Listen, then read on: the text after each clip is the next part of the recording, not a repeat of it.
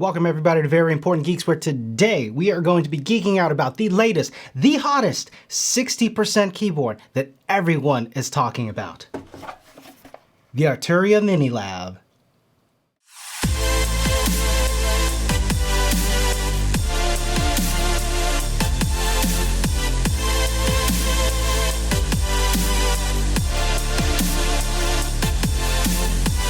Happy April to all you geeks out there, and what better way to start off a new month, brand new spring, than to review a new keyboard from a company I've never really heard of in this space, Arturia. I know lately everybody's been talking about the new glorious GMMK keyboard, but I think this is gonna be an amazing contender for the space. It's got keys and dials. You could use these for volume or other things, but today I thought I'd treat you guys to something special. We are gonna mod this with some new keycaps. Let's go. So Arturia has taken a different direction in this. You're not gonna have that many fancy features, no Bluetooth, no Mac compatibility. It's just gonna be a straight USB cable, a sustain pedal.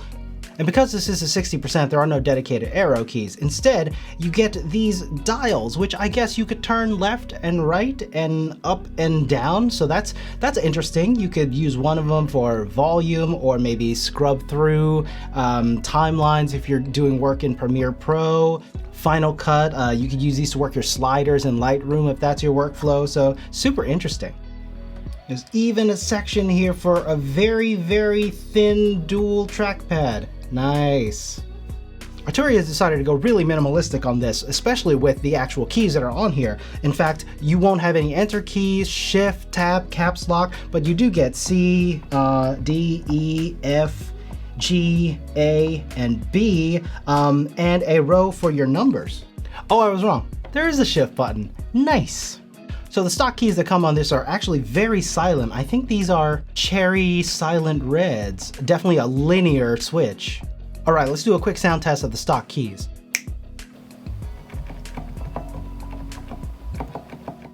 Now, while I'm totally on board with the whole black on black on black aesthetic, I don't particularly like the feel of some of these keys, so I'm gonna switch them out to die sub PBT.